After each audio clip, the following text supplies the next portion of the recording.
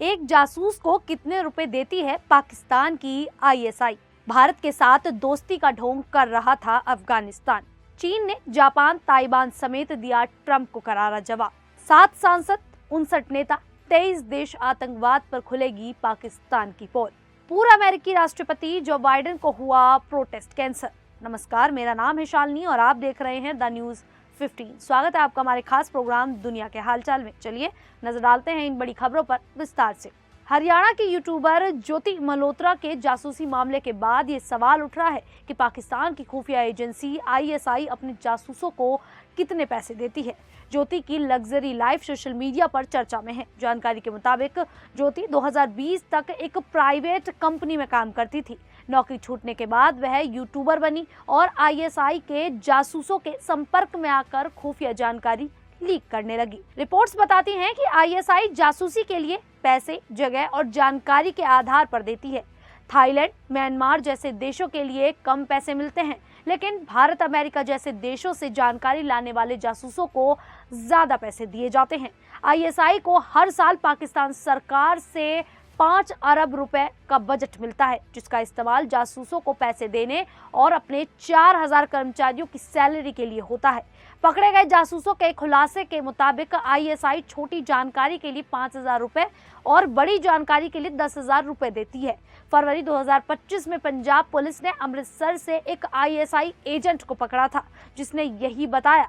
वहीं 2011 में एक अमेरिकी अधिकारी ने खुलासा किया था कि उसे आईएसआई ने जासूसों के लिए 3 करोड़ रुपए दिए थे।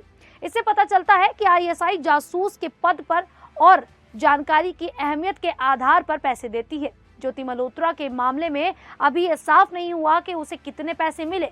जांच में और खुलासे हो सकते हैं, लेकिन ये मामला आईएसआई की जासूसी रणनीति को उजागर करता है। तो वहीं 1 मई को काबुल में पाकिस्तान, चीन और अफगानिस्तान की बैठक हुई थी। अब 20 मई को बीजिंग में फिर से इन देशों के बीच बैठक होने वाली है। 10 मई की बैठक में चीन और पाकिस्तान ने अफगानिस्तान से कहा था कि वे भारत से दूरी बनाए। अफगानिस्तान भारत के साथ दोस्ती का दिखावा कर रहा है, लेकिन वह खुलकर चीन और पाकिस्तान का साथ दे रहा है। अफगानिस्तान की तालिबान सरकार चाहती है कि चीन और पाकिस्तान उनके शासक को आधिकारिक मान्यता दे। अगर ऐसा हुआ तो ये तालिबान के लिए एशिया में बड़ी जीत होगी। इसीलिए वह इन दोनों देशों के साथ साथ भारत से भी रिश्ते बना रहा है। लेकिन तालिबान का इनके करीब जाना क्षेत्र की शांति के लिए ठीक नहीं है। पाकिस्तान के उप प्रधानमंत्री और विदेश मंत्री इशाक डार 20 मई को चीनी प्रधानमंत्री ली कयांग से मिलने बीजिंग जाएंगे। अफगानिस्तान के अंतरिम विदेश मंत्री अमीर खान मुत्तकी भी उसी दिन वहां पहुंचेंगे। यह बैठक 22 अप्रैल को जम्मू कश्मीर के पहलगाम हुए आतंकी हमले के बाद बड़े तनाव के बीच हो रही है। इस हमले के बाद भारत ने ऑपरेशन सिंदूर चलाया। तालिबान ने इस दौरान भारत का समर्थन किया था, लेकिन चीन हमेशा की तरह पाकिस्तान के साथ खड़ा। इस बैठक में अफगानिस्तान को भारत से दूर करने की कोशिश हो सकती है। तालिबान भारत, चीन और पाकिस्तान तीनों से अच्छे रिश्ते चाहता है, लेकिन उसे किसी का एक साथ चुनना पड़ सकता है। भारत पाकिस्तान के बीच तनाव को देखते हुए ये फैसला क्षेत्र की शांति के लिए अहम होगा। वहीं चीन ने टैरिफ वॉर पर अमेरिकी राष्ट्रपति डोनाल्ड ट्रंप को करारा जवाब दिया है। चीन ने अमेरिका, जापान, ताइवान और यूरोपीय संघ में बने रासायनिक पदार्थ पर 5 साल के लिए एंटी डंपिंग शुल्क लगा दिए हैं, जो सोमवार 19 अप्रैल से लागू हो चुके हैं। चीनी सरकारी एजेंसी सिन्हुआ ने ये जानकारी दी है। इसमें कहा गया है कि इस रासायनिक पदार्थ के आयात से घरेलू इंडस्ट्री को काफी नुकसान हो रहा था। इस पर एंटी डंपिंग ड्यूटी 3.8% से बढ़कर 74.9% कर दी गई है। ये पदार्थ ऑटो पार्ट्स, औद्योगिक मशीनरी, इलेक्ट्रॉनिक उपकरण, खेल कूद और चिकित्सा के सामान बनाने में इस्तेमाल होता है। ये तांबा, जिंक, टिनलैंड जैसे धातुओं की जगह इस्तेमाल होता है। चीन ने ये जवाबी कदम ऐसे वक्त उठाया है जब दोनों देशों ने ये ऐलान किया कि वो एक दूसरे के खिलाफ लगाए गए टैरिफ 90 दिनों के लिए वापस ले रहे हैं। इस दौरान चीन अमेरिकी उत्पादों पर 10% और अमेरिका चीन के उत्पादों पर 30% टैक्स लगाएगा। दोनों देशों के बीच आर्थिक साझेदारी को मान्यता देते हुए ये घोषणा की गई थी कि दोनों देशों के बीच आर्थिक और व्यापारिक रिश्तों पर वार्ता के लिए तौर तरीके पर बात होगी।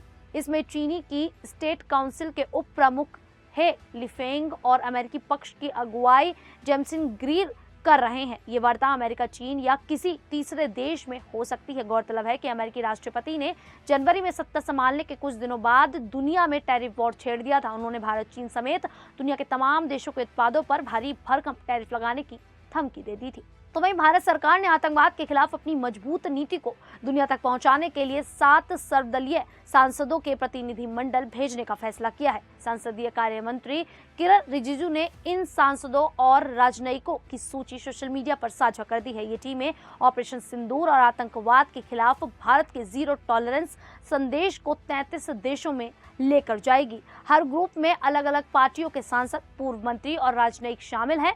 पहला ग्रुप बैजयंत पांडा की अगुवाई में सऊदी अरब, कुवैत, बहरीन और अल्जीरिया जाएगा। इसमें असदुद्दीन ओवैसी और गुलाम नबी आजाद जैसे नेता हैं। दूसरा ग्रुप रविशंकर प्रसाद के नेतृत्व में यूके, फ्रांस, जर्मनी, इटली और डेनमार्क जाएगा। तीसरा ग्रुप संजय कुमार झा के साथ इंडोनेशिया, जापान, कोरिया, सिंगापुर और मलेशिया जाएगा। चौथा ग्रुप श्रीकांत शिंदे की अगुवाई में यूएई, लाइबेरिया, कांगो और सिएरा लियोन जाएगा। पांचवा ग्रुप शशि थरूर के नेतृत्व में अमेरिका, पनामा, ब्राजील, कोलंबिया और गुयाना जाएगा। छठा ग्रुप कनिमोची करुणानिधि के साथ स्पेन, ग्रीस, स्लोवेनिया, लातविया और रूस जाएगा। सातवां ग्रुप सुप्रिया सुले की अगुवाई में मिस्र, कतर, इथियोपिया और दक्षिण अफ्रीका जाएगा। हर ग्रुप में 5-8 सांसद और एक वरिष्ठ राजनयिक होगा जो भारत का पक्ष मजबूती से रखेंगे। ये दौरे 23 मई से शुरू होंगे और 10 दिन चलेंगे। ये पहली बार है जब भारत ने इतने बड़े स्तर पर सर्वदलीय सांसदों को कूटनीतिक मिशन पर भेजा है। इसका मकसद पाकिस्तान के आतंकवाद समर्थन को बेनकाब करना और भारत की एकजुटता दिखाना है। वहीं अमेरिका के पूर्व राष्ट्रपति जो बाइडेन को प्रोस्टेट कैंसर हो गया है, जो उनकी हड्डियों तक फैल चुका है। उनके कार्यालय ने एक बयान जारी कर बताया कि बाइडेन को पेशाब से जुड़ी समस्याएं होने पर डॉक्टर ने जांच की।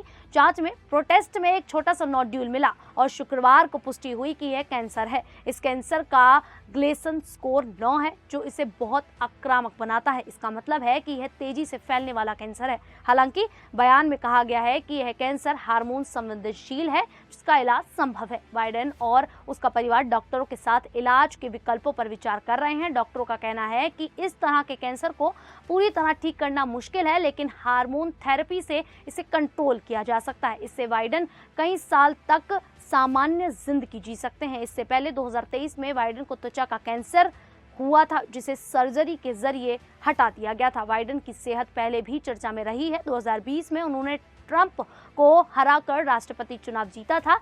पिछले साल वह फिर से चुनाव लड़ना चाहते थे, लेकिन उम्र और सेहत पर सवालों के कारण उन्होंने रेस छोड़ दी और कमला हैरिस को समर्थन दिया। ट्रंप ने नवंबर 2024 में हैरिस को हराकर दोबारा राष्ट्रपति बन गए। अमेरिकन कैंसर सोसाइटी के अनुसार प्रोस्टेट कैंसर पुरुषों में सबसे आम कैंसर है और कैंसर से होने वाली मौतों का दूसरा बड़ा कारण है। बाइडेन के लिए डोनाल्ड ट्रंप, कमला हैरिस और कई नेताओं ने शीघ्र स्वस्थ होने की कामना की है। आप सभी को ये जानकारी सुनकर कैसा लगा, आप हमें कमेंट करके जरूर बताइएगा। फिलहाल अभी के लिए इतना ही, फिर हाजिर होंगे ऐसी ही देश और दुनिया से जुड़ी बड़ी खबरों के साथ। तब तक के लिए देखते रहिए द न्यूज़ 15।